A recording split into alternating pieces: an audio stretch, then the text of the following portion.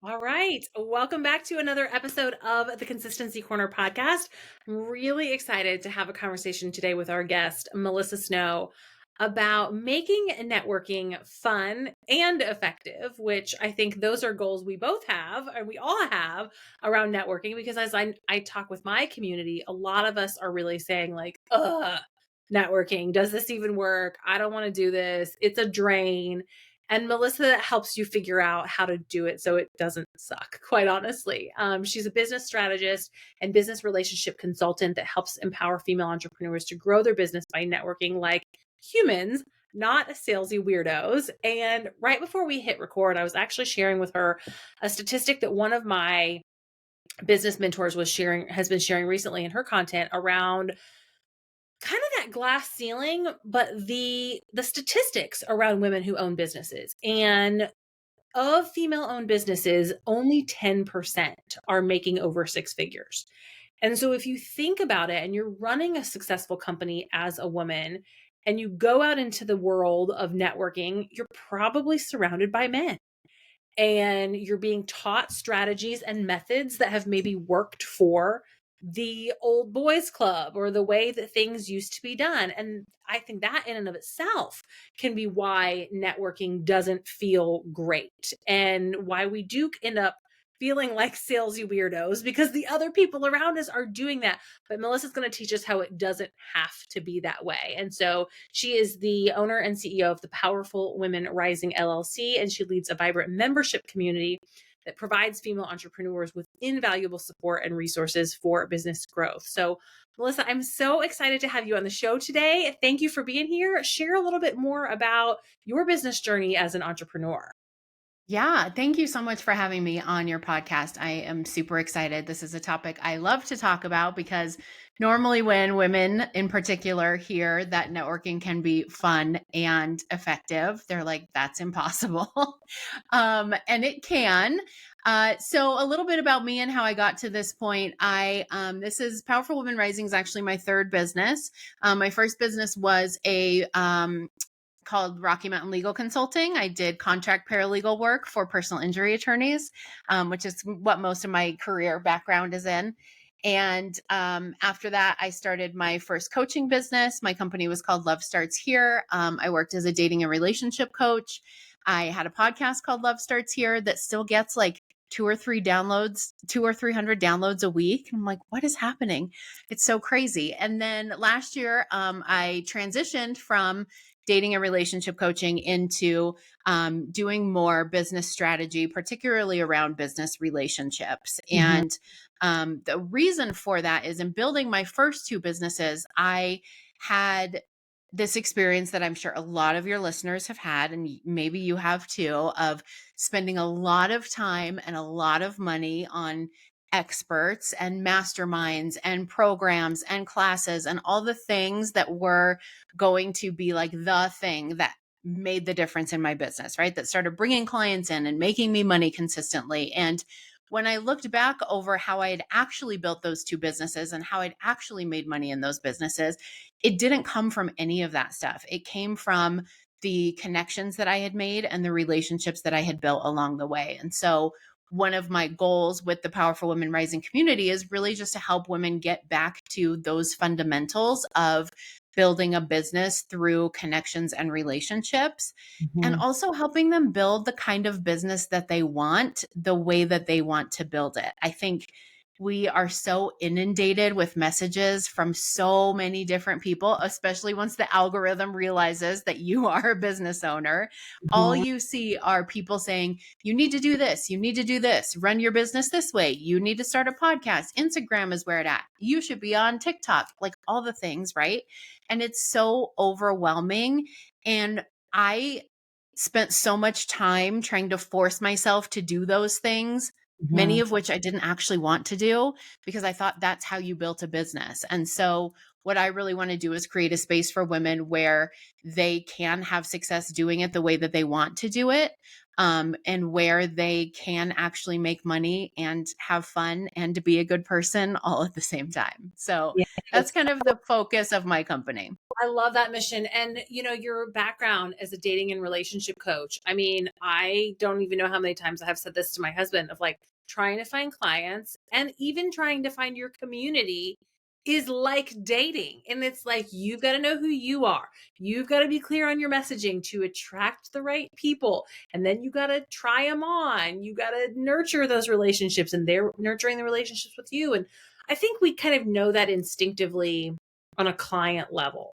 But on a Hmm. community level or like a referral partners or people that you just actually want to spend time with in this entrepreneurial journey, business building journey, like it is like dating for It sure. is. Yeah, there are a lot of similarities. I wrote a blog post once actually that was like 10 ways that dating and building a business are similar. And Yeah. there is a lot of carryover from my last business to this one for sure. Yeah, that's so interesting. So, you talk about the importance of networking and being like a human and not a salesy weirdo. Why do you think that is that we often maybe show up in ways that like we don't normally show up in our normal life when we're in a networking scenario? I think there's several different ways. First, I want to kind of clarify what I mean when I'm talking about salesy weirdos, because I had to add the word salesy in there because I kept saying weirdos, and there were a lot of people that were weirdos, like in the best way. Mhm. And I'm a total weirdo.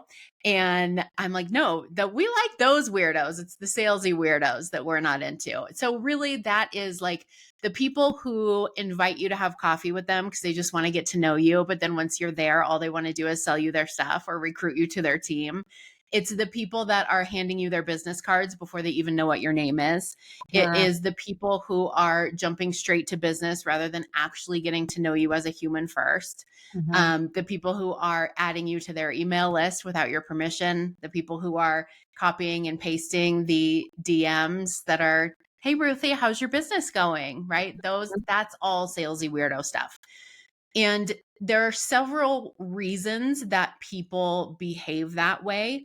The first is we've never been taught any different, right? Anywhere you go, the majority of networking groups that you're going to, they're asking you to do your elevator pitch, your 30-second commercial, right? There are people that their business is helping you craft your elevator pitch or your 30-second commercial. So a lot of it is the old way of networking that many of us were taught that is just not working anymore because people want authenticity. People want genuine connection. And so, one of the things that I always tell women when they come to my networking event is like, I want you to forget everything you've ever been taught about how to network Mhm. because we do things very differently here. So, that's part of it is we just don't know any different.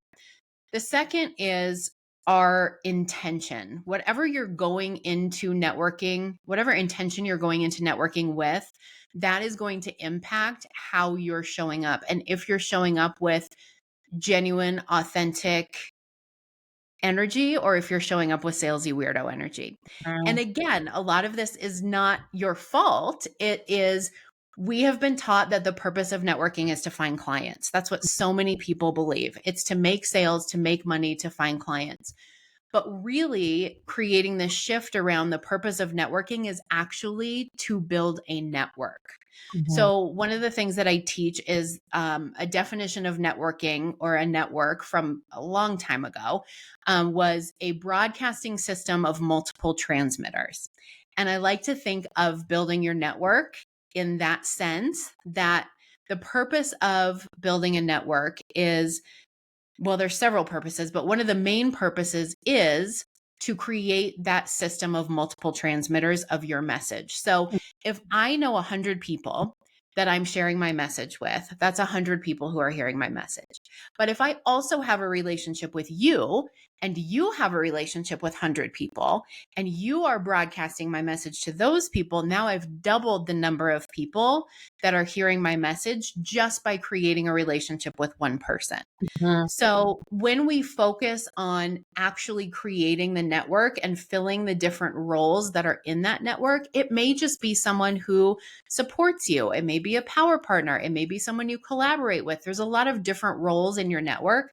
But when Mhm. you think of it more as I'm I'm going to do this because I'm building my network, as opposed to I'm going to find a client, I'm going to find someone who is going to give me their money, you're going to Mhm. show up with a much different energy and much less salesy weirdo energy, right? Because you Yeah. don't have that desperation or that, like, I need to find my client and make a sale right now. Yes. Oh my gosh, I love that so much. And when I talk with my clients about the marketing funnel and attract, nurture, and convert, for me, networking falls into attract and nurture. It's not, Hmm. it's not a convert container. It's not. Right. And yes, convert is important, but it's the smallest for a reason, because we need to be spending time attracting and nurturing and going into those conversations and those networking situations with, like, I'm here to plant some seeds and I don't know if they'll grow into anything or not. But if I don't Yeah. plant them, they're never going to grow into anything, Yeah. right? And recognizing that there is value in relationships that never convert. Right? Mhm. I've been in some networking groups that for years, that none of the people I know from that networking group have ever hired me. I haven't made money directly from those people, but the Mhm. benefits that I've gotten from being in that group and having those relationships, whether it is knowing someone trustworthy I can call when I have a plumbing issue and I don't just have to randomly pick someone from the phone book, Mhm. to having that support system of people you can go to when you're like, everything is terrible, I think I'm just going to go get a job, to being in a space with people who know more than you do, who can mentor you and make suggestions and guide you along. There's a lot of value in relationships, even if they are not the relationships that convert to sales. And I think people forget that a lot of times. Yeah, for sure. And being in the room, you said something about being around people who know more than you or have a different zone of genius. Like being in the room with people who, I like to put myself in situations where I'm with people who are willing to ask questions, because Hmm. you might ask a question that I didn't think to ask. But now I'm going to learn something because you were willing to ask that question, and being around people. And I think this is like, it goes back to finding the right groups, Yeah. finding groups that align with your values. So can you talk a little bit about, like, how we find those groups? Hmm. Very similar to dating. Some of it is trial and error. Sometimes you have to go out with somebody in order to know that you don't want to go out with them again. Mhm. So, and keep in mind that you may want to date somebody that your friend Cindy would never want to date, right? So, we can ask other people, what networking groups do you love? And that might be a good starting point for us. But don't take the word of other people about what groups they love as gospel, because it might be a really good fit for you, even if it wasn't a good fit for someone else. So part of it is thinking about, giving the different groups a chance and trying to see, what is it that vibed with me from this group, what is it that didn't vibe with me, how do I find a group that has this thing that I liked but not as much of this other thing.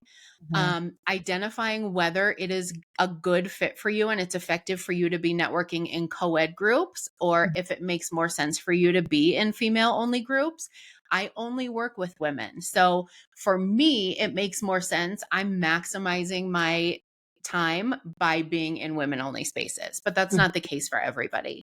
Mhm. And also just thinking about, who are the people that you want to be connecting with? Who are the people that are going to be the biggest value for you to have relationships with? So if you are in the finance space, let's say you're a financial coach who helps people get out of debt, it makes sense for you to be in spaces where there are financial planners, where there are maybe life coaches, where there are people who do other things in the finance space. Mhm. And that may be more in one group than another. So thinking about who the people are that you want to be connecting with. There are also networking groups that are very niche specific. There are networking groups that are just for people in the health and wellness industry, right? So if that's who you want to be connecting with, maybe that makes more sense for you. So part of doing it effectively, is, one of the number one complaints I hear, or the struggles that I hear about networking, is I don't have the time for all of it. So Mhm. finding that group where you are really getting the most bang for your buck, is going to help you get much better results. Yeah, and I think finding a group that, when you're done spending time with that group and those people, that you feel energized. Like, Mhm. I talk to so many people who say that, like, they'll go to a networking event, and at the end of it, they just feel drained. And it's Yeah. like, well, then that's not the right group for you, because if it's sucking out your energy, you shouldn't be doing that. And, I think about, like, even my podcast, because I'll say, like, I use my podcast as a networking tool. I use it to have Mhm. conversations with people that I want to talk to. Like, I'll reach out. You Mhm. want to be on the podcast? Let's talk. Let's have a conversation. And sometimes after a podcast interview, I will feel tired because I show up with a certain energy, but I always feel inspired and I don't feel drained. And I think that's like a Mhm. question to ask yourself is this event or this thing filling my cup in any way? Or does it feel like a to do that I have to cross off my list? Yeah. And part of that is knowing yourself too, right? There are networking spaces that lend themselves more to introverts. There are Mhm. networking spaces that lend themselves more to neurodiverse individuals. So there's an in-person networking group that I lead here in the Springs, and somebody came up to me after one of our last meetings, and she was like, "I feel like we're getting to a point where we attract all the awkward people." And I mean that like in the best way possible, because she's like, I feel like we created a space here where the people who feel awkward in other groups don't Mhm. feel awkward here. Mhm. And so finding that space where you really feel like you can be yourself and that is not only accepted but celebrated is also really huge. Yeah. And I think, and I love that you lead a local networking group, because as much as I love the online business space, and I have made incredible friends because of online business, there is something about being in a room with somebody and Mhm. the Mhm. energy of a group in a room that you unfortunately just can't replicate on a Zoom call. Yeah, for sure. And I Yeah. do both, and there's definitely value to both. Yeah, for sure, for sure. So, talk to me a little bit about when you are putting yourself into a position and you're like, okay, I'm going to go to this thing, I'm going to meet these people. And we all know the person who stands up and does their 30-second pitch. And then we're like, wah, wah, wah. How do we introduce ourselves so that we're not that person that everybody's just like, okay, let's get through it so it can be my turn? Yeah. We do a really interesting exercise sometimes on these virtual speed networking events that I lead, where I have everybody go into 5 different breakout rooms back to back. And each time they have to introduce themselves in a different way. And the goal is not to have them figure out how to introduce themselves in a like roundabout weird way, because I always say like being clear in your introduction is much better than being clever. Uh-huh. A lot of people think they need to be clever, but what they do is end up leaving people confused about like, what is she? What does she do? I'm so confused by this. There's a lot of like prep work that I recommend before going to an event so that you're really clear about what you do, who you help, what problems you solve.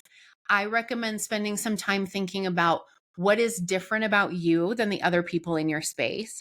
Why do you love doing what you do? Um, what are your mission, vision, and values when it comes to your business and even in your personal life? And when you know all of those things and you're very clear on all of those things, it's much easier for you to just stand up and speak from your heart and soul about what you do. Uh-huh. You can throw in, I just got this client result this week. You can talk about one of the reasons that I love what I do is this. And, just this week, when my client said to me this, and you can do it from a space where you are really just like celebrating and people can see this is your passion, as opposed to like, this is my commercial and look at this great result that I got for Cindy and I can get it for you too. So Uh-huh. being able to be clear enough about what you do and why you do it and what you love about it will allow you to stand up and just talk about it in a very personal way that people can connect with. When Yeah. you get up and you talk about it, when you recite your 30-second commercial, I've seen people stand up and like read it from their phone or, read it from a piece of paper. And it's like, I understand the appeal to that, especially because it's a little bit of a security blanket. It helps you make sure that you say the things that you wanted to say in the way that you wanted to say them. But it also completely cuts off that personal connection. Mhm. And that's what people are looking for. They are wanting to know, is this somebody that I want to get to know better? Not necessarily looking for, like, is this somebody who provides a service that I need? Mhm. So that, and also practice. Because Yeah. one of the things that gets in our way sometimes is our imposter syndrome. The first time I stood up at a networking event and said, I'm a life coach or I'm a dating coach, it felt so weird. And I'm sure everybody in that room was like, what is happening right now? Right. Because Yeah. in my brain, I was like, I guess I'm a coach. I don't really know. I have no idea what I'm doing here, but maybe someone will hire me, and hopefully they don't, because I don't even know what I'm doing. Right. So, practicing introducing yourself in that way, practicing talking about what you do, and just knowing that sometimes I still, all these years later, and this is something I teach, there are times that I get up and introduce myself at a networking event and I sit back down and I'm like, what did I just say? Like, I don't even know what that was. And so Yeah. then I'm like, okay, note to self, that one didn't work. And it's okay, right? You always have another chance. So Yeah. just let yourself play with it, let yourself have fun, and be authentic is the Well, best advice that I can give. you said earlier about like your network helps you amplify your message. And this is a conversation that I have with business owners a lot in terms of your messaging and creating content. In that the more content you create and the more consistently you create content, the clearer you get on your message. So then Yes. you have a message that other people are going to want to amplify and share. And people will say all the time, like, oh my gosh, I have been talking about this for 6 months and nobody's listening. And then all of a sudden, everybody's listening because you've put in the time and the consistency. And I think having conversations in networking events, whether they're small groups or you introducing yourself, gives you another avenue and another platform to practice your messaging. And like I can tell you from a podcast perspective, like I started my podcast before I had any clients. I Mhm. just started talking. I'm just talking about things, I'm saying things, I'm practicing. And then when I was in a space to start having discovery calls, I was able to like have really great conversations because I had practiced saying those things. And so, I'm not saying everybody should go out and start a podcast, but go have conversations because it helps you get clear. Because you're right, clear is kind. Like cute is not kind. Clever is not kind if people can't figure out what you do. So Right. practicing those conversations is really important. Yeah, absolutely. And we spend so much time in our own head as business owners and also sometimes in our own niche that like we use language that our customer doesn't know, our Yes. network doesn't know. And so being able to have those conversations in front of real humans is like, oh, people don't actually say those words. So why would I say them in my marketing? Yeah. And you can ask people too. If you introduce yourself at a networking group and somebody that you've never met before comes up to you after and is like, hey, I'd really like to connect with you. When you have coffee with that person or a Zoom or whatever you do, ask them, like, so what was it that made you want to connect with me? I love asking that question because sometimes it's like, oh, well, you said this thing that was really funny. Sometimes it's, I said something about my personal life that they were like, oh, we have that in common. It's almost always a different answer, but it's helpful for me to know, like, these are the things that people are hearing in my introduction that are, pardon him, that are making them want to connect with me more. Yeah. And that's information. So let's talk about that. The follow-up. Like I think that's Mhm. a point that I can tell you nobody ever taught me how to do. And so you go to these things and you plant some seeds and you're like, okay, like now what? Like what does Right. that look like? Or what should that look like to help make our time spent networking be more effective? Yeah. So the best advice I have with following up, there's a couple things. First of all, you only want to be following up with people that you actually met at the event. Mhm. So this is some salesy weirdo that stuff that I see sometimes is that people will just go down the list, go down the roster of people. And it's like, I don't even know if these people were there, but I'm going to send them a message. People Mhm. do this sometimes to me. It's my own event. And I will get emails that are like, hey, Melissa, what'd you think of that networking event? I thought it was pretty cool, didn't you? And I'm like, it was my event. So yes, I did. It was very cool. Also, I'm looking at my Zoom information and you were not actually on it. So So that's the first thing is like only follow up with people that you actually made a connection with.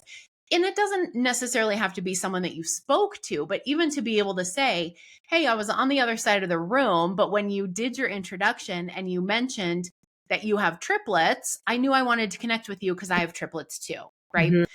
So I also recommend making notes. Sometimes I'll make notes. If there's a roster, I make notes on the roster.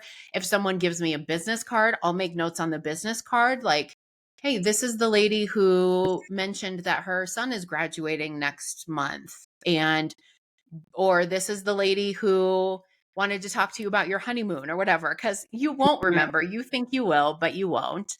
And Right. writing down those little notes gives me a good opportunity to reconnect with them. Like I will come home from that networking event and I will schedule an email that goes out a month and a half from now saying, hey, Susan, just wanted to check in and see how your son's graduation went. I know you're an empty nester now. How you feeling about that? Right. So just some way for us to connect again that feels authentic and like, yes, I was actually listening to you and I actually heard what you say. Mhm. Mhm. Um, the other thing too is I always recommend like finding a way to follow up that you actually like to do and that works for you Mhm. because it can get really overwhelming when you feel like I have to have an in-person cup of coffee with every person that I meet at a networking event or every person that I meet that I want to connect with. Like that's not realistic. So Yeah.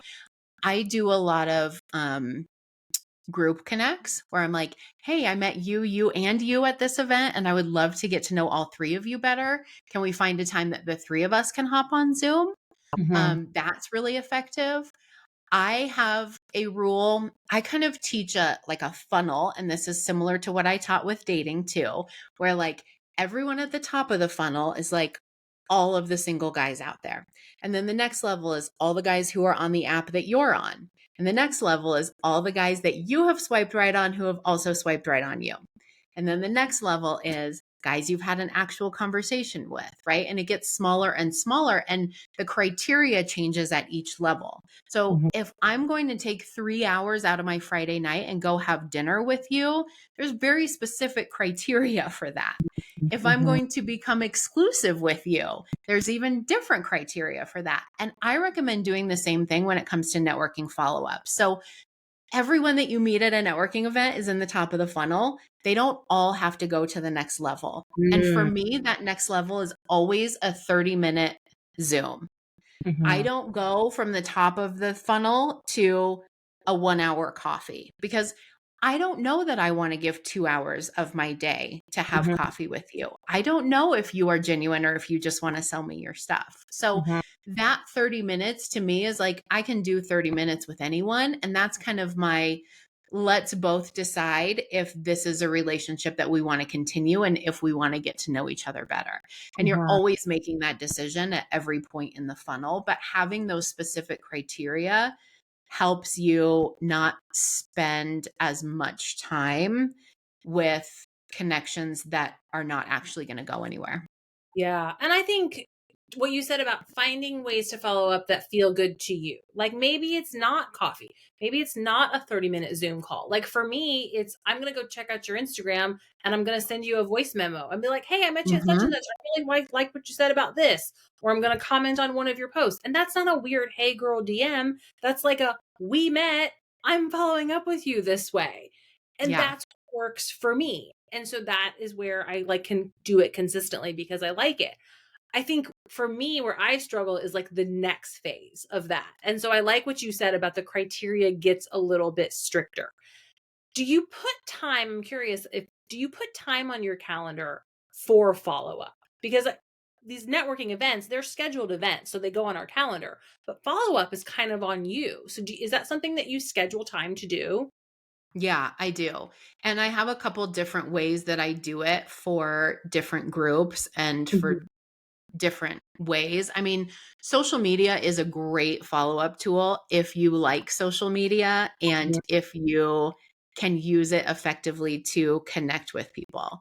Um, I like social media, so I do use it for a follow up and as a way to kind of nurture some of those relationships. But I also have time, the in-person group that I run here in Colorado. I sit down every Sunday night and I pick 2 or 3 people that I'm going to send a card to. Mhm. And maybe it's because I know it's their birthday. Maybe it's because I know there's a significant anniversary coming up. Maybe it's because I know they are struggling or something great happened in their business. Or sometimes it's just like, hey, I just want to remind you that you're awesome. And I loved having you at the meeting last month. So I always have that scheduled in on Sunday nights, Mhm. because that's something I can just sit and do while my husband is watching football and we're like sort of together. Mhm. And then I also have specific times on my calendar that I leave open for coffees or Zooms or whatever it is. And I just kind of have a running list that I keep of like, here are people that have reached out that want to connect with me or people that I want to connect with.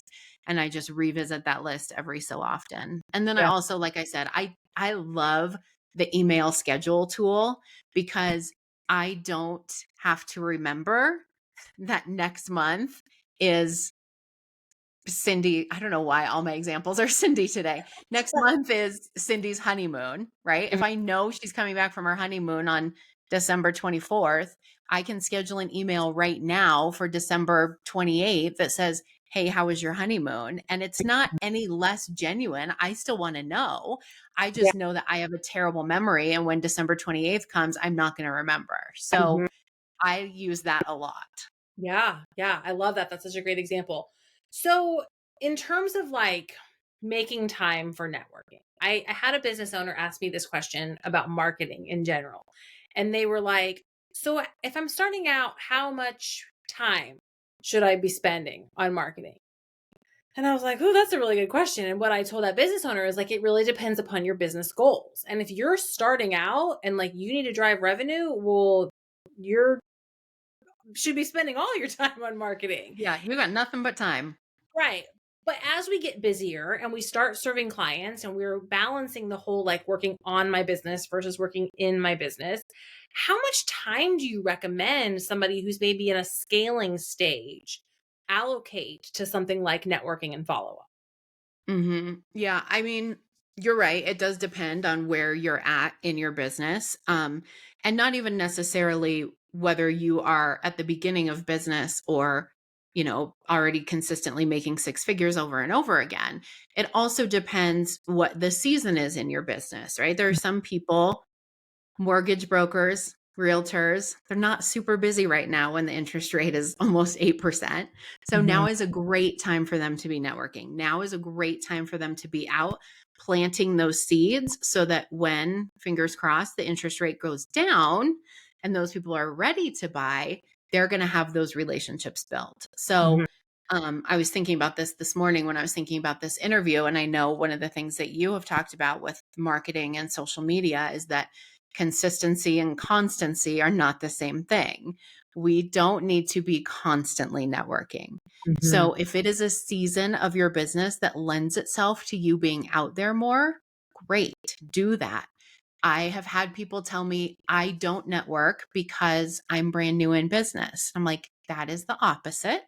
Now is when you should be out there all the time because nobody knows that you exist, Mhm. right? I also have had people tell me I don't network because I'm consistently bringing in 6 figures. Also, not necessarily true because there are benefits to networking. I mean, at some point, if you're not doing anything, that pipeline's going to dry up.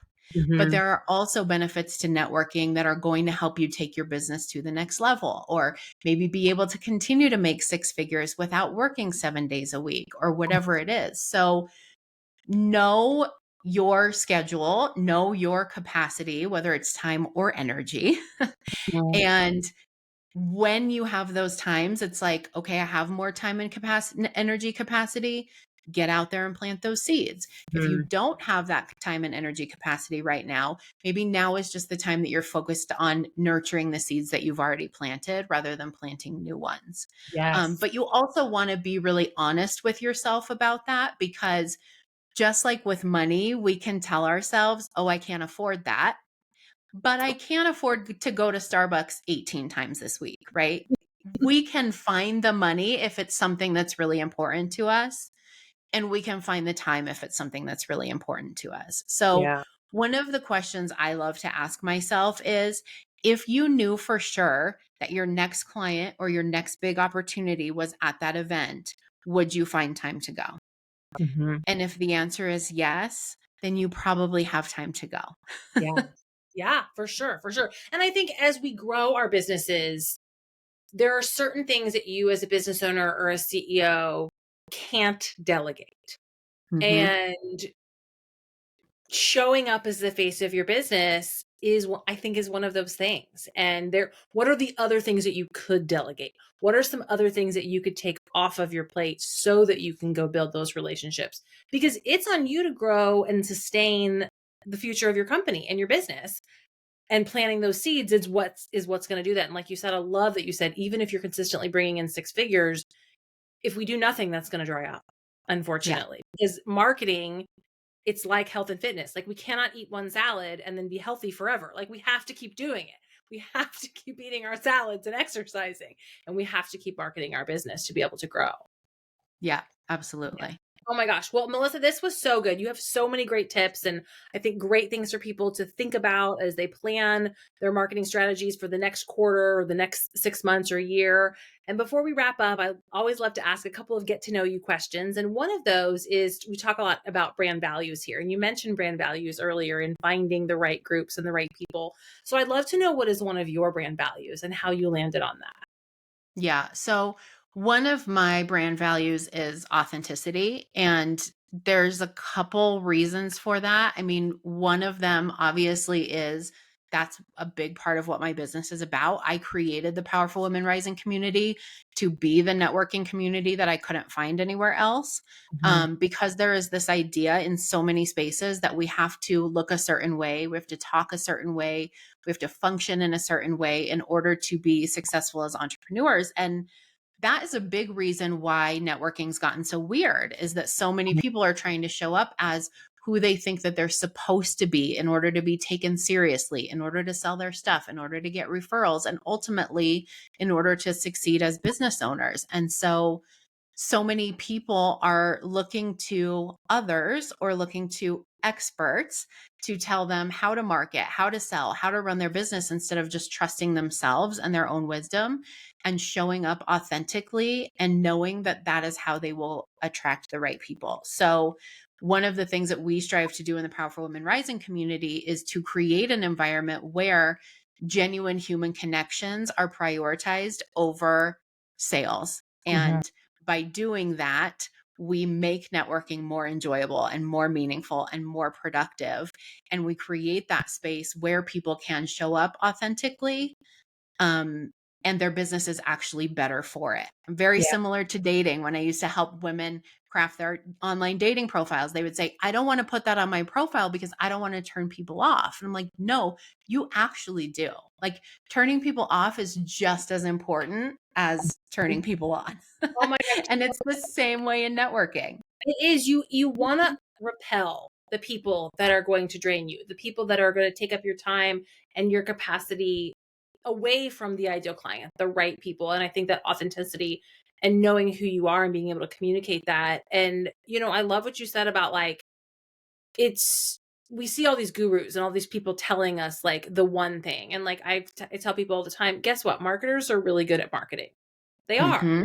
So if it sounds too good to be true and it sounds too easy, it is. And like, Hmm. it's not sexy what I sell. Like, I have a friend who's a health coach. She and I talk about that all the time of like, I help you create different ways to leverage social media. But I'm not going to sell you like a strategy and say you can do nothing for the rest of your life. Like, that's not true.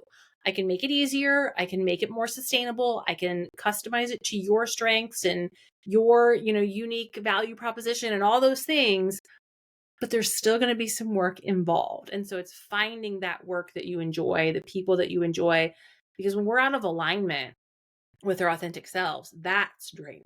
Like, Yes, for and that's sure. where I think business owners, and I'm seeing my community at least talk about this more of that, like, you want to burn it to the ground. That you're just like, never mind, I don't want to do this anymore. Or you said it like, never mind, I'll just go get a 9 to 5. And that Hmm. happens, I think, when we're doing things consistently that are out of alignment with our authentic selves. Yes, for sure. Yeah. Well, one of our brand values at the Consistency Corner is growth mindset. So I always love to ask our guests about your favorite personal development book or podcast. And if you're like me and you can't pick a favorite, you can definitely share something recently that you read or listened to that resonated. Yeah, I know there's so many. One of the books I read most recently that I really, really liked was What's in It for Them by Joe Polish. Are you familiar with him? I love him. Um, so the book talks a lot about creating business relationships Mhm. and this idea of focusing on providing value to people and what that actually means, because it doesn't necessarily mean giving all of your stuff away for free. It Uh, doesn't necessarily mean somebody said, "Oh, I'm going on my honeymoon next month." And so you're like, "Hey, I'm a travel agent." Like that's me providing value. And just he talks a lot about how people really want to connect. People want to feel seen. People want to feel heard. People want to feel appreciated. And they want to know that there is a solution to their problems. mhm. And so he always talks about three things that you need in order to create those connections are to be useful, to be grateful, and to be valuable. And that those are the kind of foundations of strong business relationships. And I've crafted a lot of what I've done in my business around those three things and what that really means and what that really looks like in networking. Yeah. I mean, to your point, like people want to be seen. They want to be validated. They want to know that like they're not the only one that feels that way. And so if we're always like just swooping in with like I have a solution, like we're skipping that step of like I see you, I feel you, what you're feeling is totally normal, which is what builds trust, right? Right. Yeah. We want our problem solved, but we want it solved by somebody that we feel a connection to. Yes, yes. Oh my gosh, so good. All right. Well, my last question, because we do talk so much about consistency, and you reference that does not necessarily mean constant, but I would love to know something that you are really consistent in your business or your personal life that you're really proud of. Oh, see, before you added the but you're that you're really proud of, I was gonna say coffee, like iced coffee. I'm very consistent with my iced coffee. Yeah. Very. I'm not necessarily very proud of that, but I would say the follow-up. I'm Mhm. very consistent about follow-up and I like the way that I do it because it feels good to me and I believe it feels good to the people that I'm following up with. I do Mhm. it in a very genuine way. I shared this meme on Instagram the other day that said, if it requires me to fake smile, I'm probably not coming. And it's so true for me. And so I don't do things that are fake. I'm not going to send a card that's like, "Hey, you're the most lovely human being ever." If you're not the most lovely human being ever, I will Mhm. find something else I love about you and I will say that to you. But so I feel like the way that I follow up and the way that I nurture and foster those connections is really genuine and it's something that I enjoy doing, which is different than other ways I have tried to follow up before. Yeah, for sure, for sure. Well, these were such great tips. And if our listeners are interested in learning more, connecting with you, joining your community, where do you hang out online? How can they find you and connect and learn more? Yeah, the best way is on Instagram. So my Instagram handle is at Powerful Women Rising. And then if you want to check out the Powerful Women Rising community, that's just powerfulwomenrising.com/join PWRC. Yes, awesome. Well, again, Melissa, thank you so much. And as someone Thank who's attended you. some of those speed networking events, I can say that they're definitely add value and you connect with some great people. So I appreciate that you add that and have that out there for our community. Yeah, absolutely. Thanks, So Ruthie. thanks.